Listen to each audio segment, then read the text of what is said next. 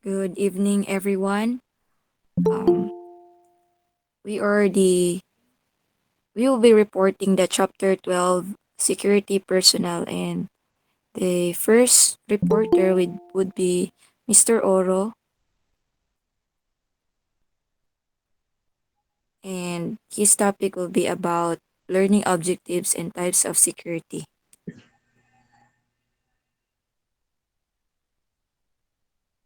Mr. Oro. Types of security guard. Company guard first. This is the security guard recruited and employed by the company. They are in the company payroll and entitled to the same benefits received by other employees. Recruitment of company guard is the same as that of other employees, requiring requiring pre-employment checks and clearance and submissions of pertinent documents to selected get their license of PNP SUSIA before they undergo security guard training prior to assumption of duties. Sample ano siya kay number one is to be alert all times to respond to any given situation and to perform their assigned tasks to protect and secure life and property.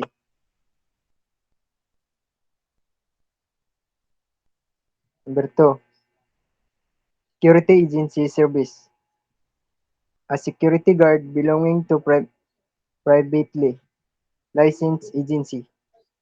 Agency guard are provided on a contractual basis. The agency supplies the number of guard needed to carry out the security duties and functions required. This may include supervision as part of the force, or or if the force is small, supervision may be done by scheduled visits.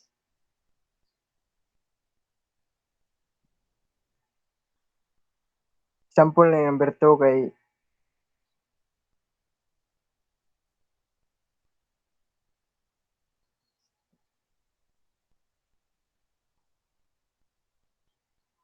security agencies, a government organization that conducts intelligence activities for the internal security of nation.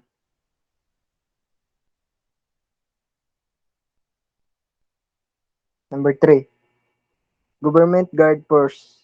Security guards recruit and employed by the government.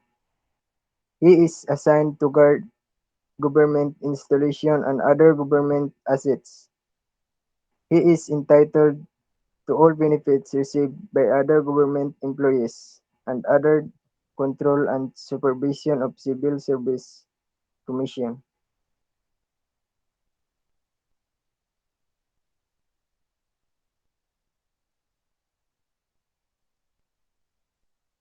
Example is a guard force provide race-based security service.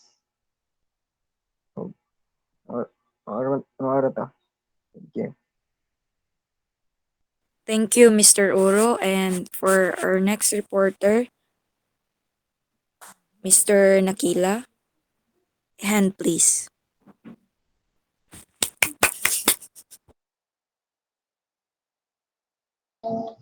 Good evening, everyone. So, continuation of the report of Mr. Oro. Nadungo ka ba ko? Ayo. Yes, Dayon you're ba here. Willow. Sige, thank you. So, continue. My isang topic is all about advantages and disadvantages of company guards versus agency guards. So, when we say company, nagisgot dito nga, wait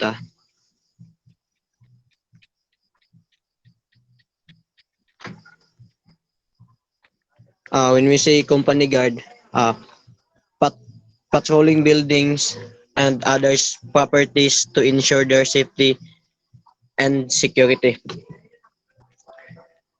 Advantages of company guard: high caliber and receive higher wages. So, buto sa buta ni is ang advantage sa usa ka company guard is mo dawat siya kanang dako-dako bitaw siya nga sweldo, and gumisgo tag high caliber, a person who have a high quality or something, especially someone's ability. So naagi abilidad nga tao ang posible nga ma-hired ana nga company.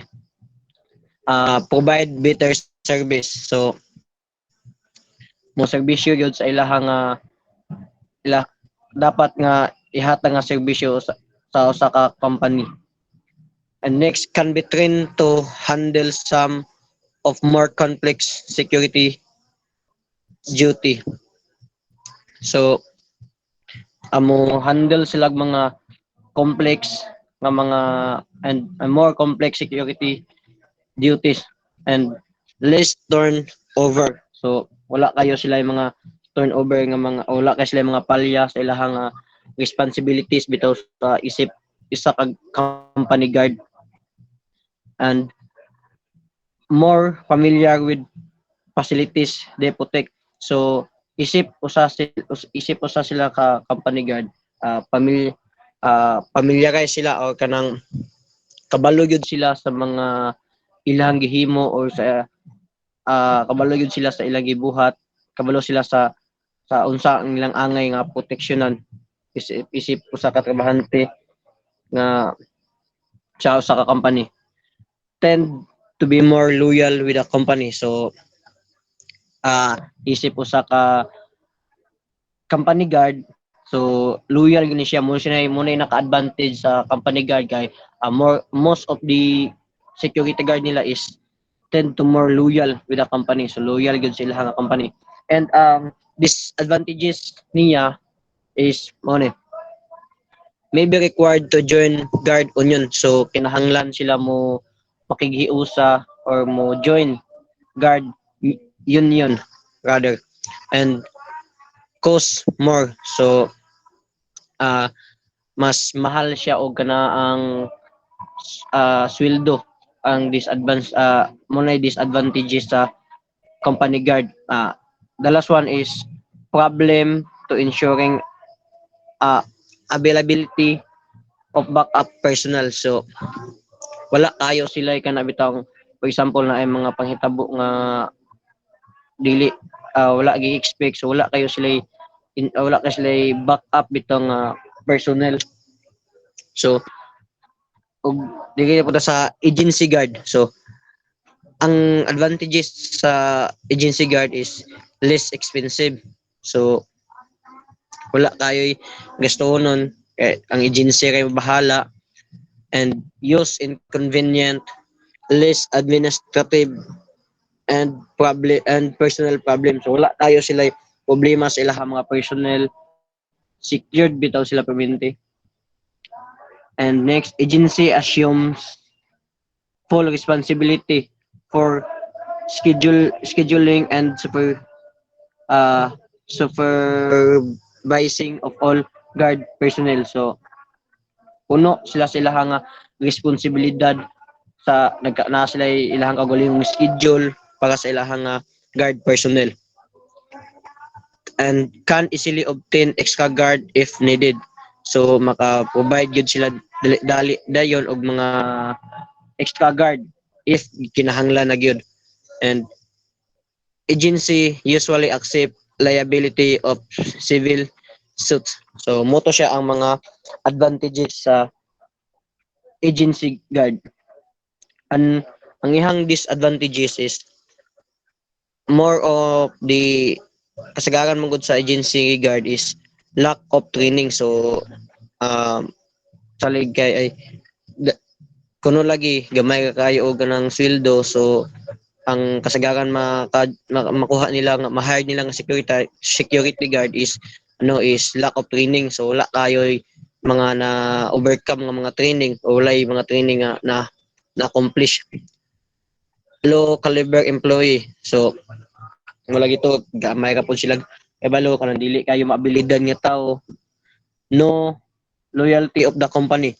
So kani nga klase nga mga guard disadvantages sa agency guard, no loyal of the to the company tungod kay once man god is kuan sa isa ka guard nga magag apiki na nga agency nga iyang gisudlan. So ang tao ang guard, so makauna-una gyud siya og balhin sa lain nga company, so wala siya loyalty ba. ah Project poor image, so naka-project sila mga poor image, large turnover, not familiar with the facilities. So tungod kay wala man sila loyal sa ilang company, so wala kanang lahi nga facilities, dili kayo sila familiar sila nga facilities nga na gihandilan. So moto siya ang mga disadvantages sa agency guard. So let's proceed to general functions of a security guard. So kabuuhan nga mga kalihukan sa usa ka security guard. The duty of security guards vary depending on the categories, installations, facilities, establishments, locations, social, basa, and some other factors. Netherlands, what? Wait.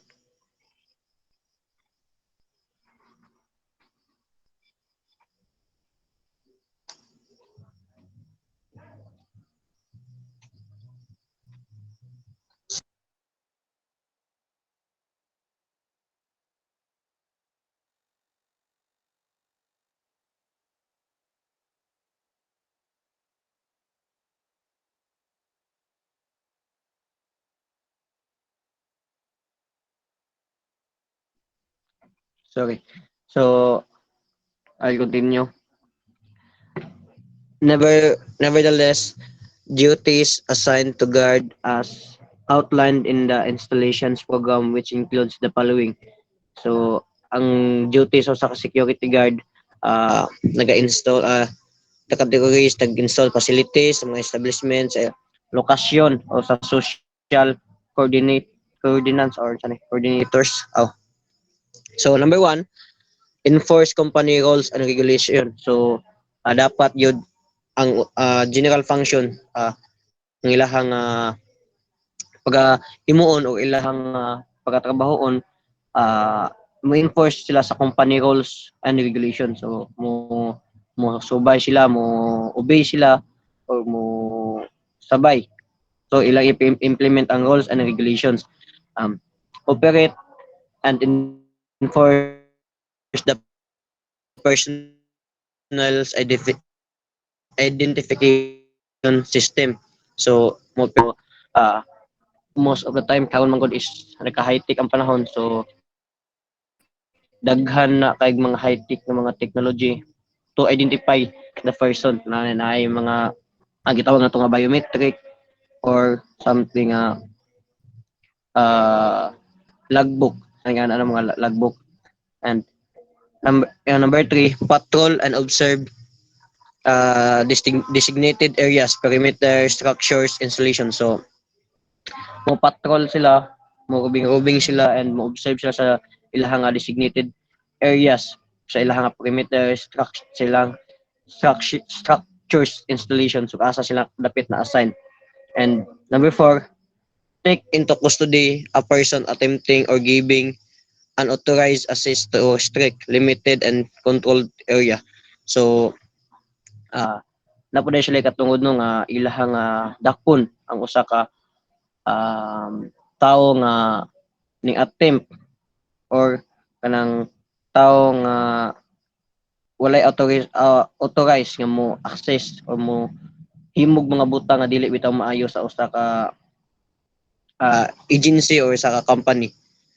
So number five, check rooms, buildings, storage room, security, uh, interest, and after working hours, checking, check proper, check proper locking and doors and gates. So, ang ilahang nga himuon sa ilang general functions sa ilahang ang ilahang pagkatabuon. So di ginamawala ang pag-check sa matag room, mag-check sa mga buildings, mag-check sa mga storage room and security interest, and after og human ang working hours, i-proper check proper ang mga locking and ang mga pultahan ng mga abli and ang mga og ang gate. So number 6, uh, perform escort duties when required.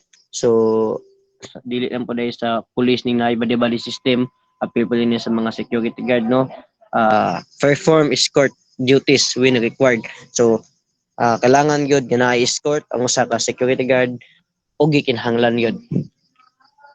O gikinahanglan. So, number 7, to respond to protective alarm signal and other indications, suspicious activities and emergencies. So matik, no, og naa sila yung mga suspicious nga mga nakitaan or mga emergency nga nahitabo or mga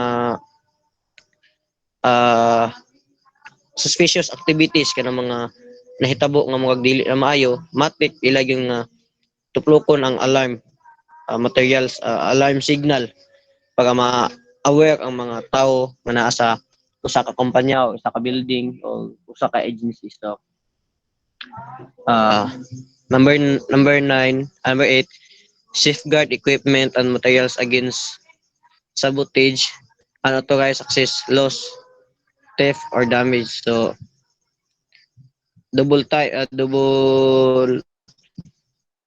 double ingat, double lantaw ang mga security guard para lang sa ilahang para sa ilahang laman sila mga kabtangan nga dili ma-damage or mawad-an or makawatan. So malis nila na mga kwan, so ma ma-prevent nila na ang mga nga buluhaton sa pagpangawat or mga nabay mga damage. So double kanang dubli ang ilang nga buhaton nga seguridad. Number 9, act quickly and situations affecting the security of installations and personnel to fires, accidents, internal disorder, attempts to committing criminal acts. So act quickly. So matik, dali ra sila, paspas sila ang ilahang paglihok or pag ang action in case of na ay mga accident, fire accident, internal disorder, attempting to commit criminal act. So matik gud sila gud ang first respondent nga mo himo og mga butang nga makaprevent or sila gud ang first nga mo action sa pag kuan sa fire accident o mga tao nga mo commit og criminal act. Number 10, control and regulate vehicles and personal traffic within the compound as well parking vehicle. So dili lang kay sila sulod sila magbantay, kun dili pod sa gawas, maybe posible sa parking lot o sa nakapaligid nila ilang i-secured ang mga vehicles nga naga-andar and especially sa ilang parking lot. So aron dili kayo traffic, aron well organized bitaw. So muna gina-trabaho sa mga security guard and other duties that is necessary and security guard function. So mo to akong assigned topic, and that's all. God bless. Good Thank morning you. everyone. Good evening di ay sorry. Good evening everyone. Ako ang nasunod. And let's talk about categories of private security training. ang gibutang diri is pre-licensing training program. So pag mayun kag pre sa wala pa ka na, dili pa ka license, dili pa ka lisensyado. So diri sa pre-licensing mag-include ka diri og kanang tanan nga training, academic programs and courses, and objective dari is indoctrinate the individual with the basic skills. So ang focus diri basic skills lang sa kay pagsugod pa man ni siya, and educational backgrounds, mga katong unsay mga necessary lang, mga importante lang itudlo na sa imuha para effective ang imuhang para sa effective exercise and performance nimo, and sa imuhang security detective profession dayon. Sunod kay dari na dayon sa refresher training programs. Pag dari na sa refresher training programs, nag-refer na siya sa periodic and non-periodic training. Dayon, ang objective ano niya, i-reinvigorating or developing. So, meaning nana kay trained na ka.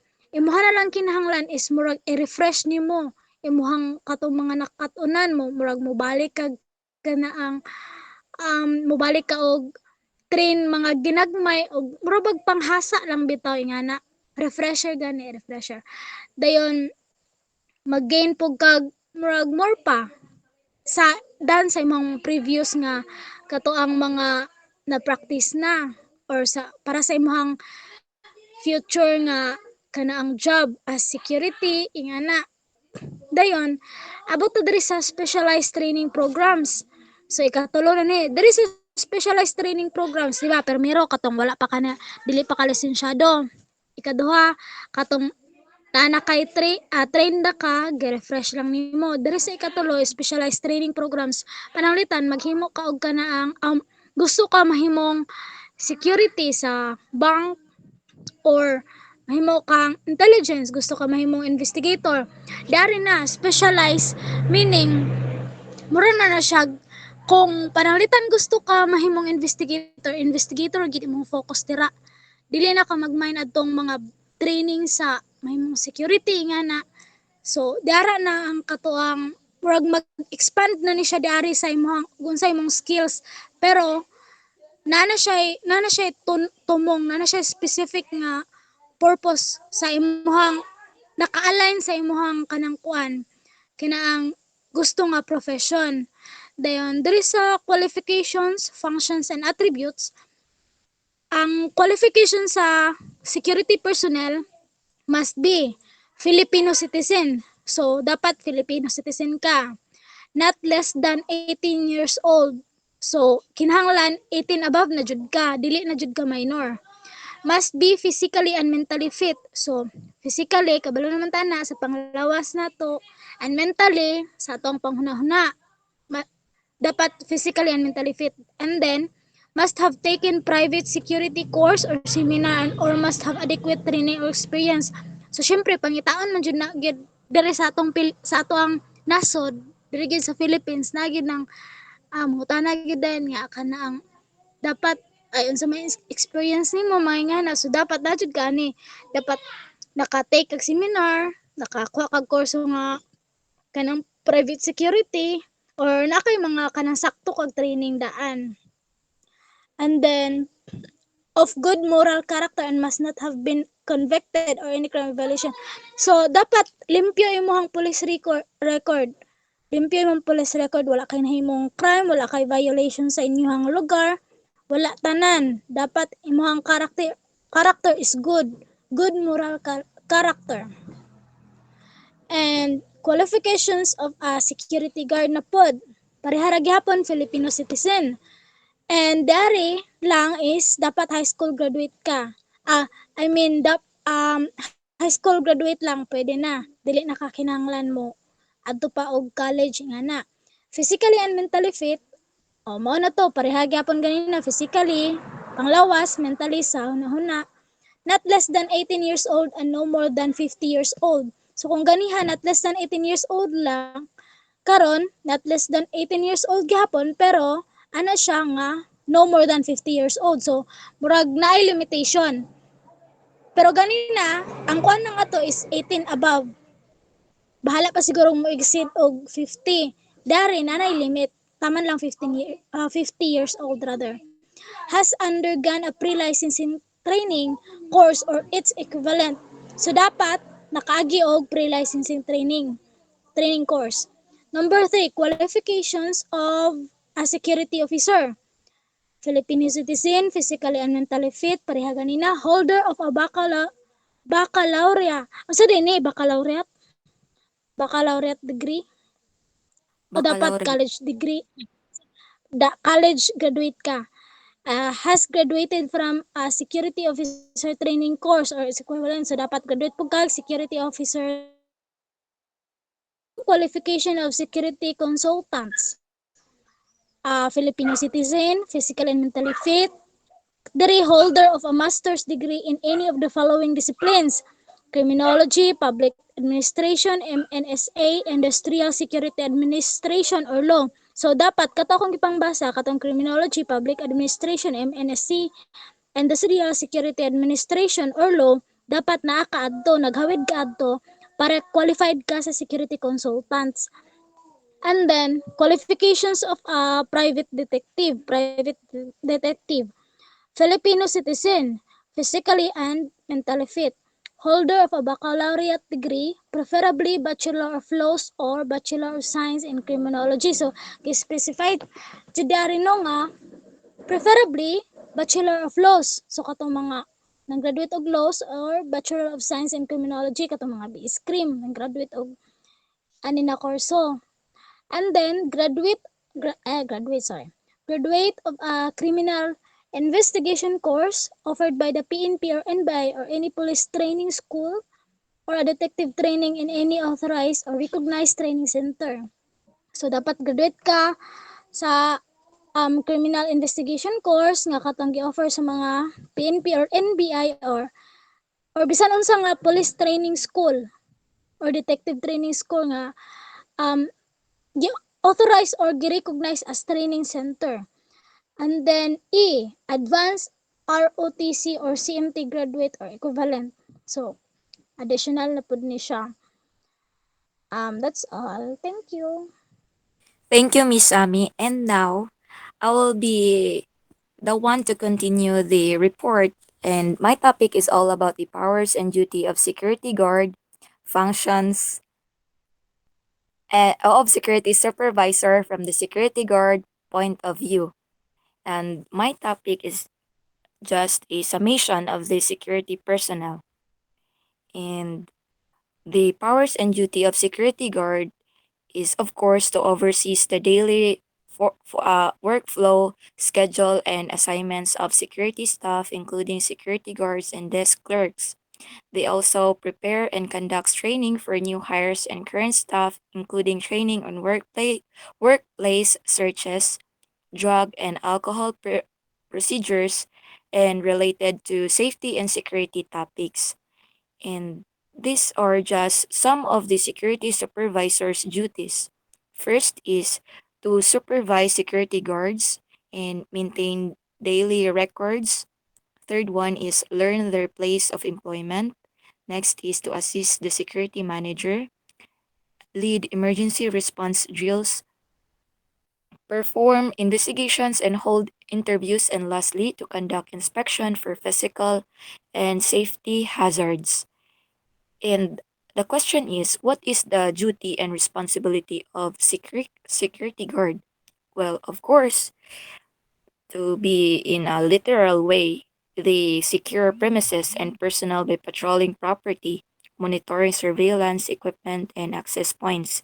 They also investigate security breaches, incidents, and other alarming behavior, controls traffic by directing drivers, and lastly, to complete reports by recording observations, information, and occurrence and surveillance activities.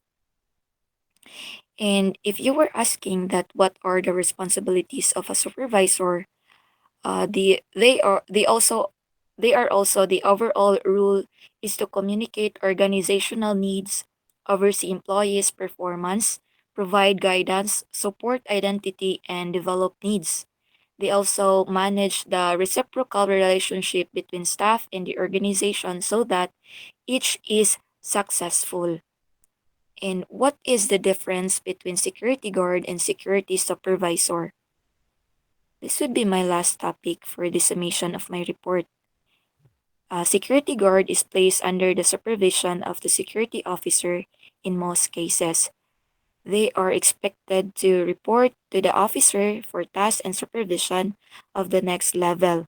And security officers, on the other hand, must only report to the supervisor and the security firm. That would be all. Thank you.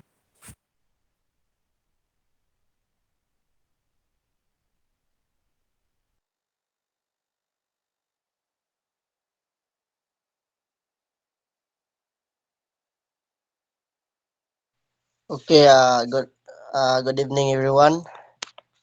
I am the next reporter about the basis for disqualification or basis for disqualification. Dishonor there are six basis of disqualification of security. Number one is dishonorable dismissal or discharge without honor from PNP, AFP, government entity, or government-owned or controlled corporation. From the word dishonorable dismissal, kanang mga naputbo na discharge without honor of the PNP, kanang mga nga discharge sa mga sa pagtrabaho og PNP and AFP. Number two is mental incompetence, mental incompetence is kanang walay saktong paghuna-huna kanay ang utok murag langyaw ba or wala sa trabaho ang utok. Then number three is addiction to the use of narcotic drugs. From the word drugs, literal naman kayo sa tuang abroad na kayo ni nga word, drugs nga makadaot gina siya. Then number four is habitual drunkenness, kaning pagkapalahubog kaning kusog kay mo inom. Then number five is appointment in a government whose position may be called upon to enforce or implement the provision of Republic Act 547, which is kuha na siya Republic Act about sa security. The number six is conviction of any crime involving moral turpitude. From the word conviction of any crime, kanang mga na mga kaso like anang mga sample kini mga pagpatay or unsa ba say mga disqualification for the security. The next is the grounds for cancellation of security guard license. Number one is assisting or protecting criminals during on or off duty status. From the word assisting or protecting, uh, kanang pag-assist or kanang pagpa-protect sa mga criminals during sa fly duty o good duty kaya diha man masulod ang inside job mo na sila isa ka grounds para cancel sa guard license. Number two is providing confidential information to unauthorized person. Kani number two, kanang muhatag kang mga confidential information about sa imong gitrabahon sa mga unauthorized person sa gawas. Usap po na siya sa grounds. So, number three is security guard found drunk and drinking. Sama kung giingon ganiha katong drunkenness, pagkapapalahubog, usap po na siya makapatagtang sa lisensya sa guard. Then mauro to ko. That's all. Thank you.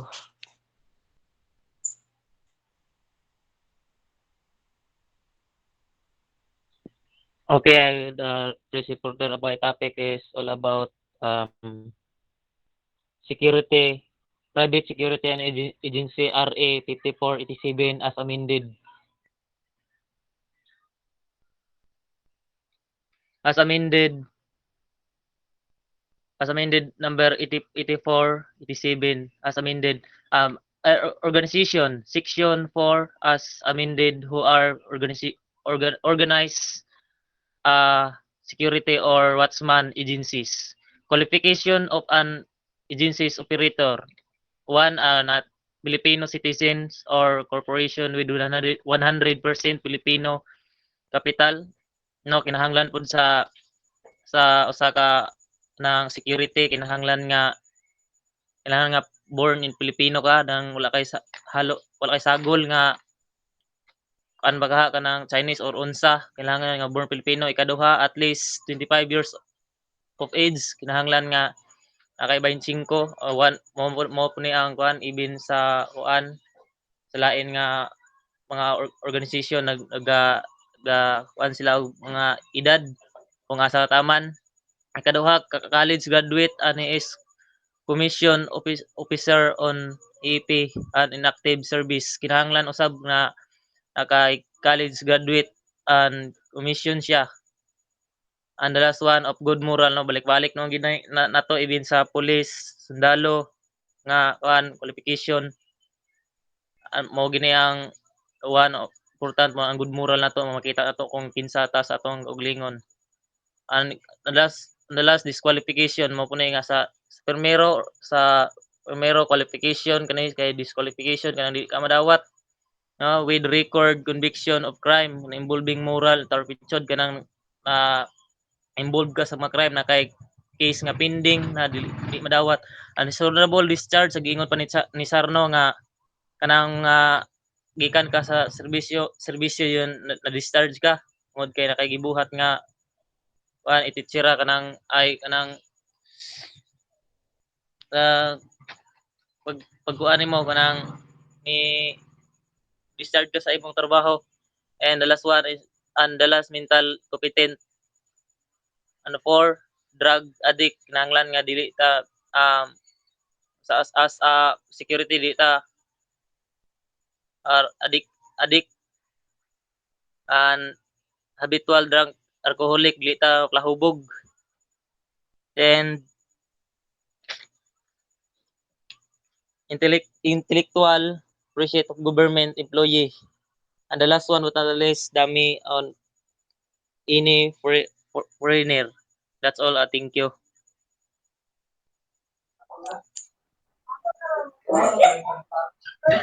Attributes of security guard and private detective. There are 15 attributes of security guard and private detective. First is honesty. Honesty is essential to building and maintaining trust. A good security guard trusts be honest. They are responsible for securing access to building and protecting a business against theft and other crimes. Presence of mind. Security guards must remain vigilant and aware of their surroundings. He or she should be alert to the presence of strange sounds, smells, or sights. Obviously, these require keen senses and focused mind. The next is moral courage. The highest moral in the performance of the security guard to be faithful, diligent, and dependable is discharging the duties and uphold at all times the laws, policies, and procedure that protect the rights of others. Reliability and dependability. It is incredibly important that security officers are always punctual and reliable. Endurance. The best guard are firm but not gruff. They communicate well with customers, visitors, or employees, helping them get through security without too much hassle while also maintaining a sense of authority. The next is calmness. They are alert, focused, and not easily distracted. These qualities are important as security officers must always be on the lookout for suspicious activity or unusual behavior. An, an observant person may miss something or overlook a detail that could put people live in jeopardy. Trustworthiness. Security personnel must be trustworthy.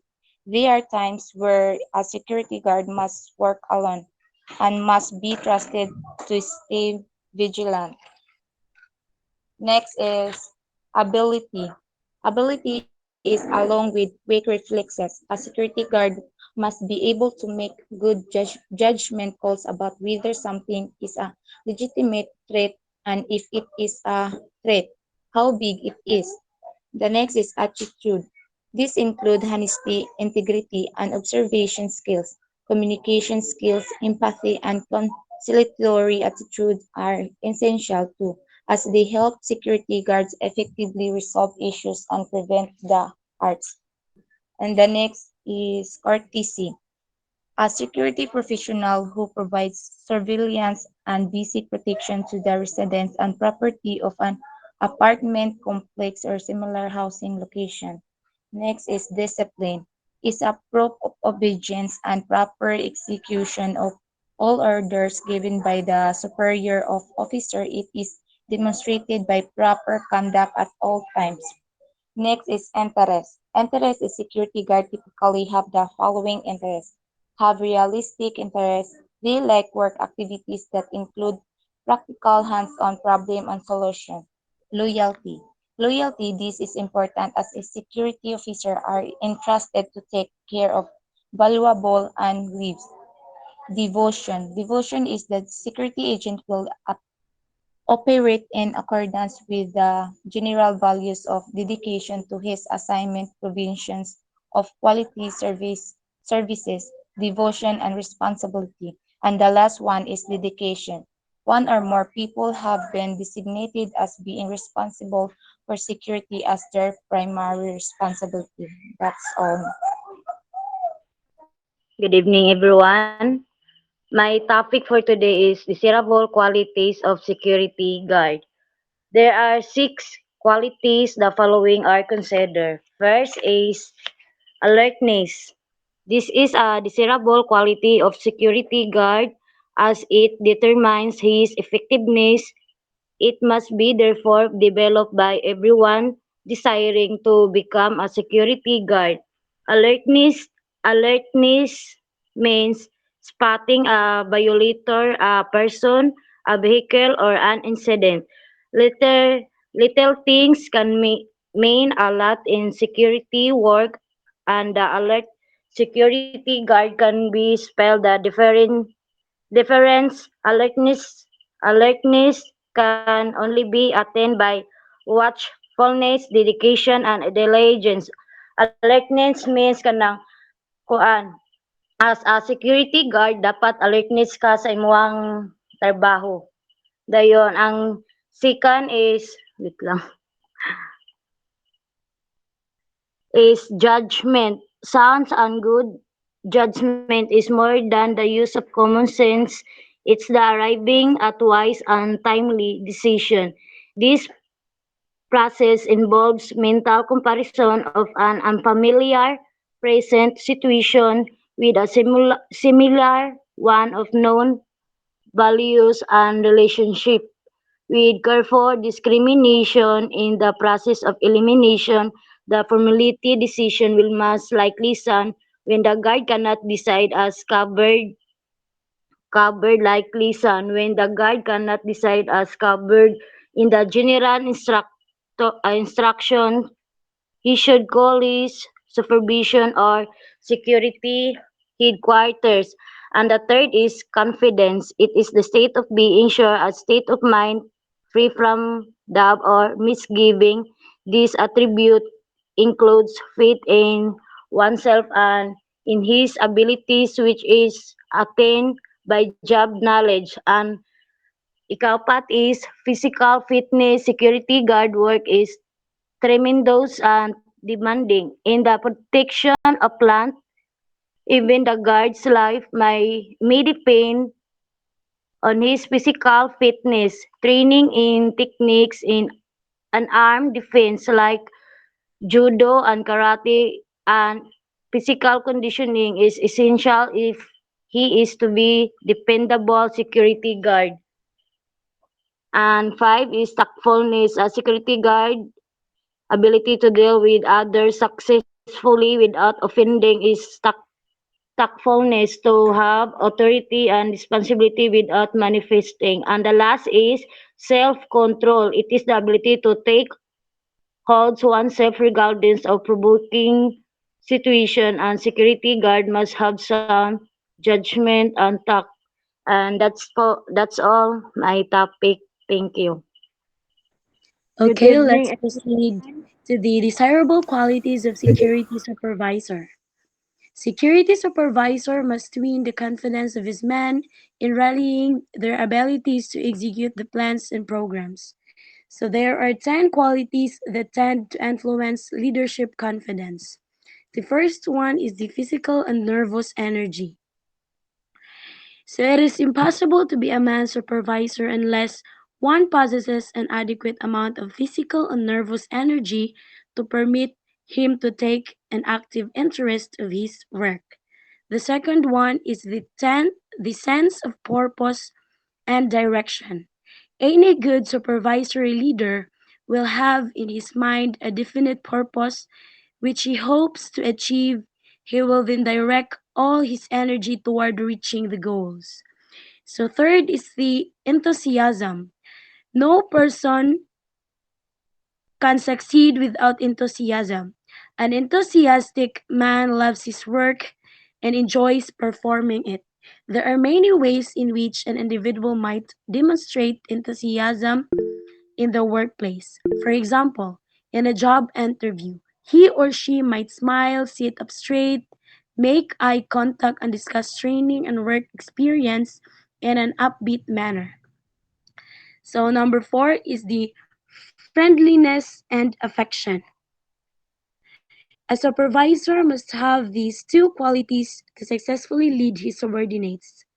They will follow his example, and the organization will be well on the way to success. The number five is integrity. Every leader should have this quality. Without the leader's integrity, the followers will not most likely falter and later desert their leaders. A person and integrity also is a person with integrity behaves ethically and does the right thing even behind closed doors. Six rather this decisiveness. A supervision should be decisive. He should be responsible enough to make the decision in the midst of pressure from both sides. Decisiveness also displays physical agility and the decisiveness that in the eyes of the resident justified his appointment. The judges can avoid the forced choice between sincerity and decisiveness by withdrawing from the business of adju- adjudication. Next is the technical mastery. A capable supervisor is someone who has skilled and knowledge that are necessary for his job. So, ang isa ka ang isa ka supervisor na siya uh, he or she is skillful enough and knowledgeable enough for the specific job. Next is the intelligence. The supervisor the supervisor as leader must have enough knowledge to do his job. Next is teaching skills. A leader should be able to teach his man what exactly that he wants to be done. The last one is faith. He must have faith in his capability. He must have faith with his superiors in the capability of those under him. And that's all. Good evening, Okay, good evening, everyone. everyone. Uh, The supervisor from the management. First is trainer, are responsible for the coordination of training and development within a company. The second one is communicator, a person who communicates, especially one skilled at conveying information, ideas, or policy to the public. Third, overseer, provide directions, guidance, and feedback and ensure work is carried out safely and efficiently. Four, evaluator, the examination of a system to determine its degree of compliance with a stated security model, security standard, or specification. Five, motivation. A security supervisor plays an important role by providing the different incentives to workers to perform better, which can inspire the workers to work. Six, investigator. Investigator conduct interviews or directs the work and activities of investigators to ensure proper preparation of the caseload for persuasiveness of evidence and potential of case for possible civil or criminal prosecution. Seven, reporter. A reporter whereby he or she reports the situation is on the ground to the management, which includes factors like cost, output, and quality. 9. Good example. And the last one is a person who is personally committed in the organization. Fang duties during strikes and lockouts. So unsa ba dayang mga katungdanan sa panahon sa mga wilga ug mga lockout? First is all private security personnel in direct confrontation with strikers, marchers, or demonstration shall not carry firearms. They may at best carry only nightsticks or baluta, which may or may not be provided with tear gas, canister, and dispensers. Private security personnel of strike-bound establishments not in direct confrontation with the strik- strikers may carry in the usual prescribed manner the issued firearms. And the second one is private security personnel shall avoid direct contact either physically or otherwise with the strikers. Third, personal security personnel shall shall stay only within the perimeter of the installation which they are protecting at all times. So, the private security personnel is kanang magpabilin jud ni sila sa kanang ilahang sa perimeter sa installation nga ilahang kanang giprotektahan permanente. Fourth is private security personnel in protecting and securing the assets and persons of their clients shall only use sufficient and reasonable force necessary to overcome the risk or danger posed by strikers or hostile crowds. So, private security personnel is in protecting and securing the assets kanang mga kabtalangan sa mga tao. So, kailangan kanang ang personal security personnel na jud sila kanang igong purse or kanang kusog nga in order nga if naay moabot nga mga risk or danger ma-overcome jud nila.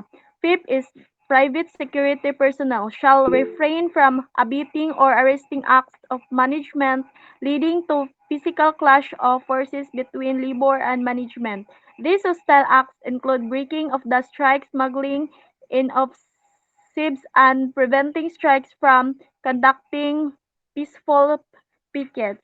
Six, private security personnel shall not enforce the provisions of the revised labor code pertaining to strikers' lockouts. And the last one is private security personnel on duty must at all times be in complete uniform with their names and agencies' names shown on their shirts above the breast pocket.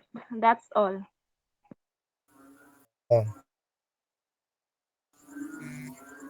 So good evening everyone. My assigned topic is the one of the specific amended provision of Republic Act number 5487 of the Private Security Agency Law.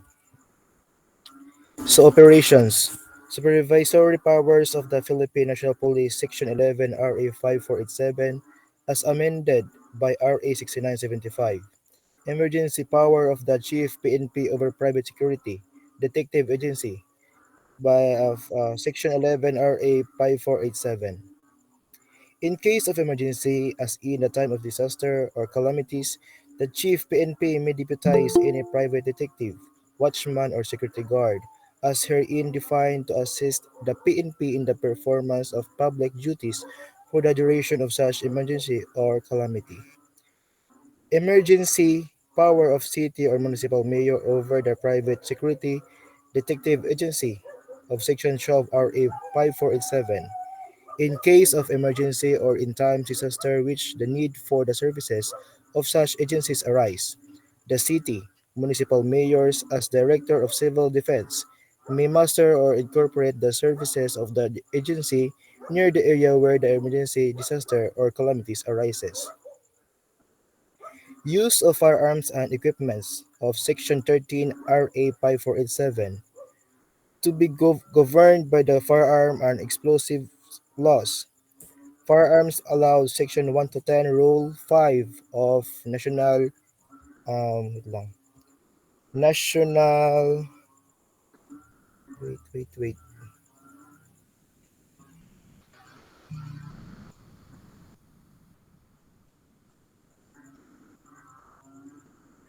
Basta ano siya. of NIRR, shotguns not bigger than 12 gauge, low-powered caliber 22 and caliber 38, not exceeding one firearms for every two guards employed.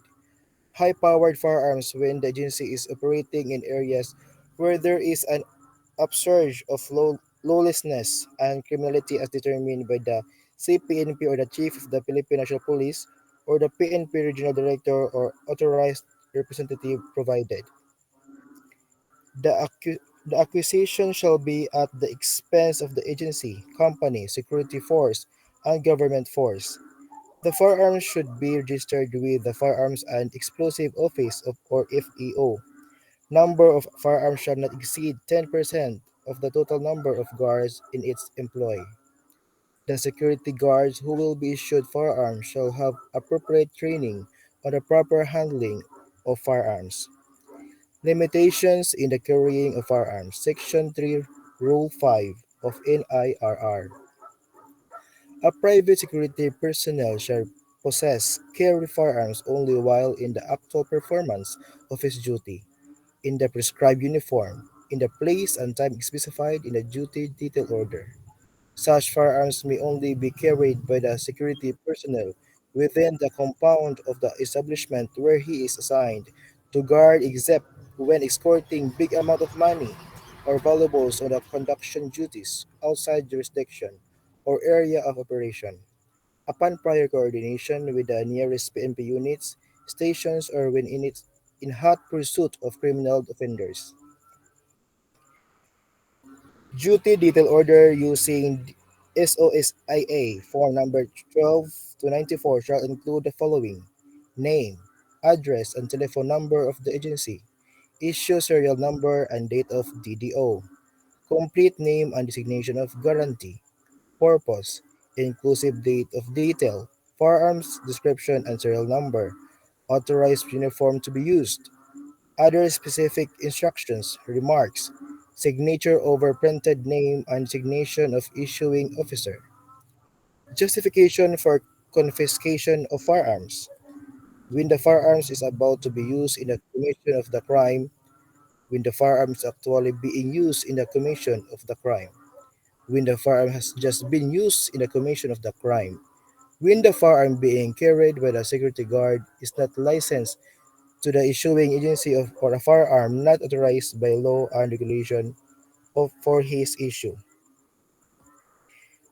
When the confiscation of the firearm is directed by the order of the court, when the firearm is carried or used outside the property, compound, or establishment services by the agency without proper authority, when a security guard does not possess any license to exercise possession, duties of security personnel in case of impending strikes in relation to the use of firearms. Section 7, Rules 5 of NIRR.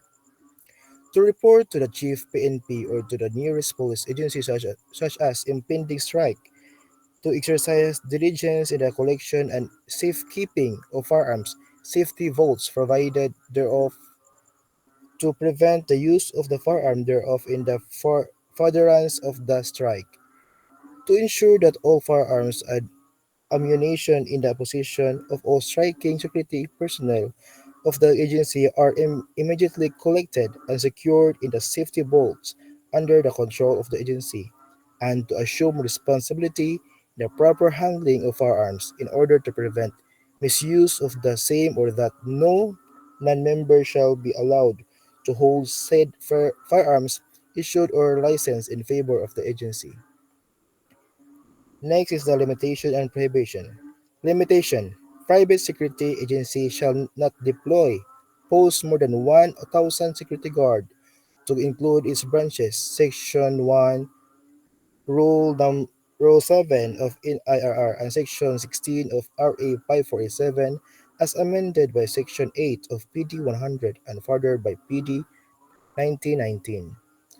No person shall organize, operate, or have interest in more than one security agency in any one city or municipality of Section 2, Rule 7 in IRR and Section 4 RA 5487. Further, Section 3 of Rule 4, Part 1 of RA 547 stated the following limitation: no person shall organize or have interest in more than one agency.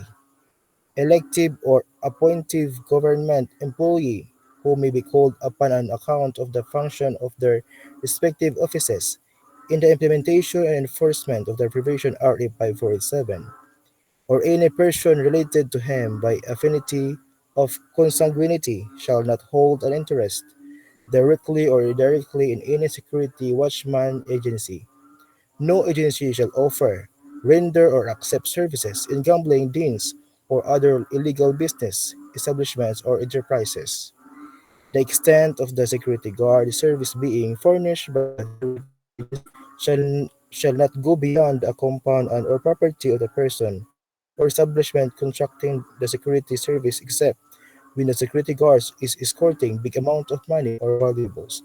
That's all of my part. Thank you.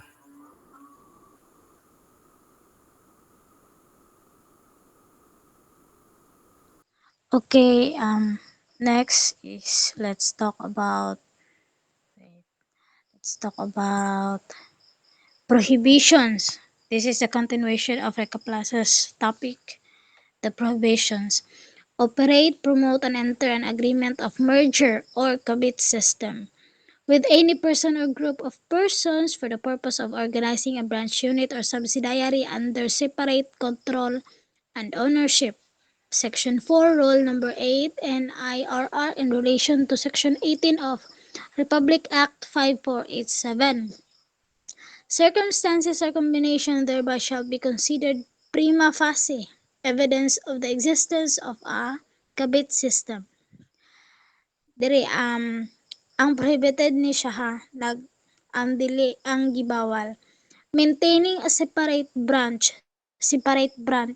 So, unit or subsidiary office aside from the main office of the agency situated within the same locality. So, dili ka pwede magtukod pod og lain nga branch or unit or subsidiary office aside sa katuang main office nimo nga within paitan diri ra sa dumingag inganan yan kay gitukod nakay gitukod nga nakay main office din nakay gitukod nga lain pod nya yari ra sa dumingag gyapon dili siya pwede. Receiving direct payments from the agency's clientele and issuing official receipt of their own distinct from that issued by the agency concerned. So, dili na siya pwede. Remitting directly SSS premiums, Medicare contributions, and other premium for other policy insurance benefits by the aforementioned branch, unit, or subsidiary office. Existence of an agreement between the licensee and a branch manager thereof, whereby the latter obligates himself to pay a certain percentage of his income to the former on the condition that the control and supervision of the guards posted by said branch shall course on the manager thereof, and that the license shall be exempt from liabilities or obligations attendant to the operation of the said branch. Next is keeping or maintaining separate payrolls for the branch employees signed and or approved by the branch manager only. Next is absence of record of monthly income. Absence of record, so wala.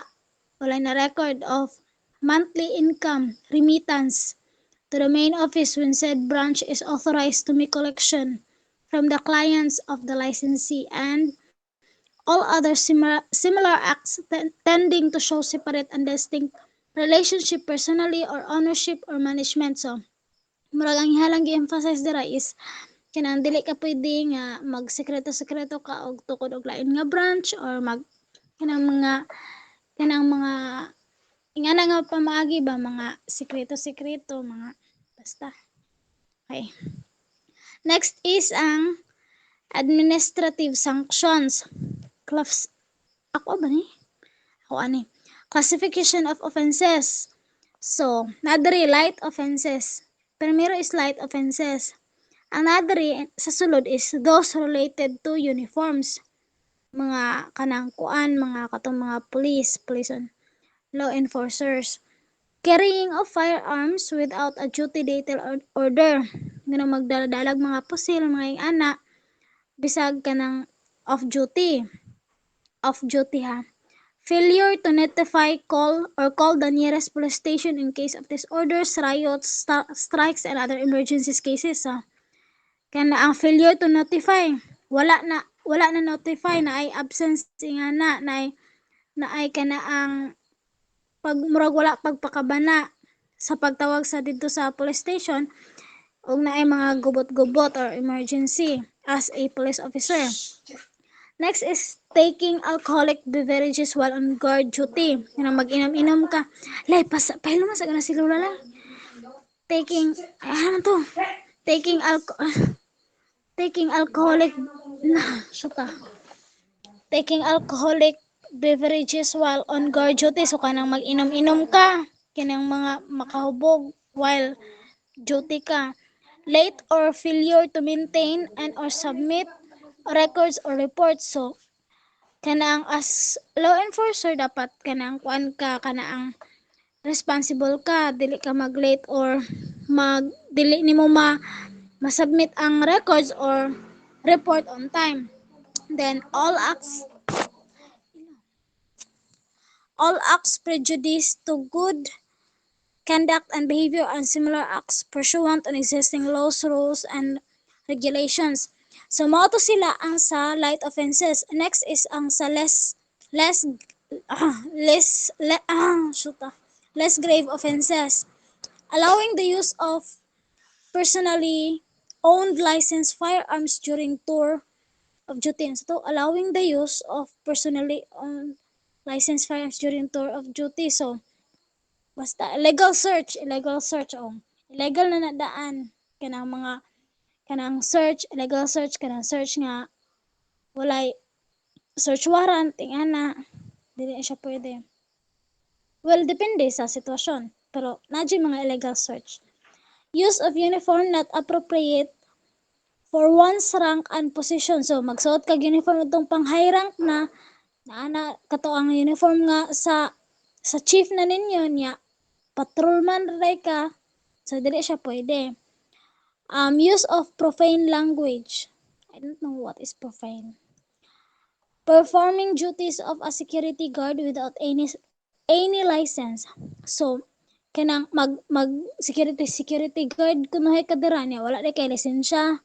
Ngana sa tambay ra day ka. Di na siya pwede. Kuha na siya less grave offenses and other similar offenses. So, dili na ta sa last ang grave offenses.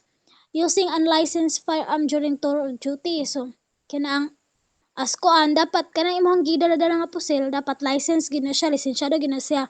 Dili pwede kung magdala-dala ka na bisan pag duty nimo unya bisan pag pulis ka dala-dala ka niya dili siya lisensyado. Posting and licensed guards for duty.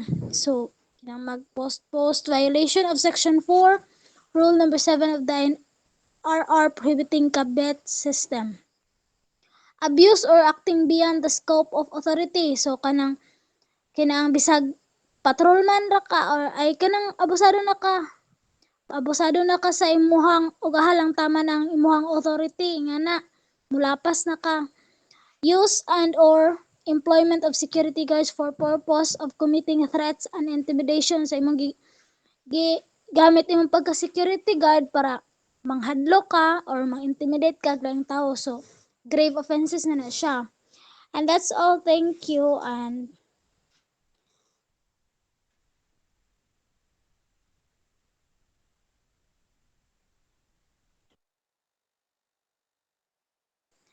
ikaw lang, bili ko balong.